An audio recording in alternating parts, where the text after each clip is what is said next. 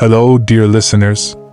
Have you ever felt like you were trapped in love, so deeply protected that it felt like a prison?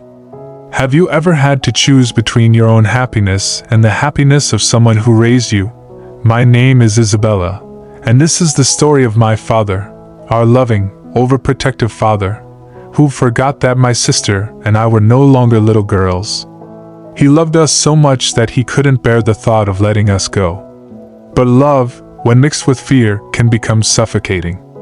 And the hardest part? I never wanted to break his heart. But I also didn't want to break my own. I have lived in the same house in Barcelona since the day I was born. A beautiful, warm house with terracotta walls, large wooden doors, and a balcony that overlooked the bustling streets of the city. A house filled with laughter, the scent of my father's famous paella, and the sound of my sister Camila's guitar. From the outside, our family looked perfect. But inside, there was a silent battle, a war between love and freedom.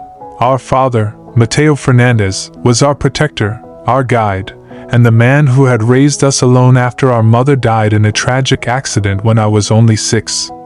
I still remember the day we lost her. I didn't understand it then, but I now know that it was the moment our father became the man he is today. He became afraid of losing us the way he lost our mother. Afraid of seeing us walk out of that door and never return. Afraid of waking up one day and realizing that his little girls had become women with lives of their own. Isabella, Camila, where are you going? My father's voice boomed from the hallway as we slipped on our coats. Papa, we're just going to the plaza. There's a small festival tonight, I said with a smile. A festival? At night? No. It's too dangerous, he said firmly, his thick brows furrowed.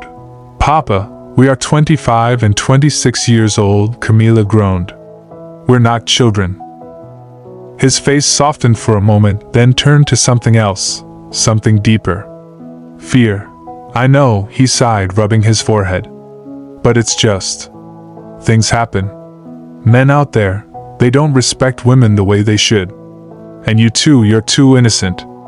You don't see danger coming. Camila rolled her eyes, but I saw it, the pain behind his words. This wasn't just about men or festivals. This was about the ghosts in his heart. Camila huffed and stormed off to her room, but I stayed. I touched his hand gently. Papa, we are safe. We are strong. You raised us well, I whispered. He nodded, but his grip on my hand was tight, as if he were holding on to the last pieces of us he had left. And so, once again, we stayed home. It wasn't just the festivals, the parties, or the nights out. It was everything. Every time a man showed interest in us, my father found a way to push him away. Who was that man you were talking to, Isabella? Just a friend, Papa. A friend? Humph. Friends don't look at you like that. What does he do? Does he have a stable job? Is his family good? Do you even know his intentions? He always had questions. Always had reasons why no man was good enough. Camila had fallen in love once. A sweet, kind man named Alejandro. She was ready to marry him. But my father, he made it impossible. He's too old for you. He doesn't have a good enough job. He just wants to use you. And little by little, Alejandro faded away. Camila cried for weeks, but my father pretended not to see. As for me, I stopped trying. One evening, I found Camila packing a suitcase. Where are you going? I whispered, my heart pounding. I can't do this anymore, Isa, she said, her voice shaking. I love Papa, but I can't live my life in his shadow. I want to love, to travel, to be free. Tears burned in my eyes. I wanted to go with her. But the thought of leaving my father alone, breaking his heart, shattered me, so I stayed. I watched as my sister walked out that door, while our father sat in the kitchen, pretending like he hadn't heard the sound of her suitcase rolling away. He didn't stop her. But he also never spoke of her again. The house felt emptier without Camila. My father became quieter, lonelier. One evening, as I was cleaning the dishes, he sighed. You're all I have left, Isabella." His words stabbed through me. I loved him. But I couldn't live for him. I had dreams, love waiting for me, a future outside of this house.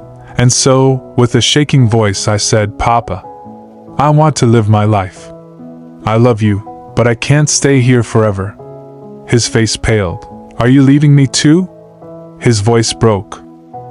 Tears ran down my cheeks. "I don't want to leave you, Papa. But I need to be happy too." His hands trembled as he reached for mine. I don't want to lose you." I squeezed his hands, my heart aching. "You'll never lose me, Papa. But you have to let me go." For the first time, he said nothing, and that night I packed my bags.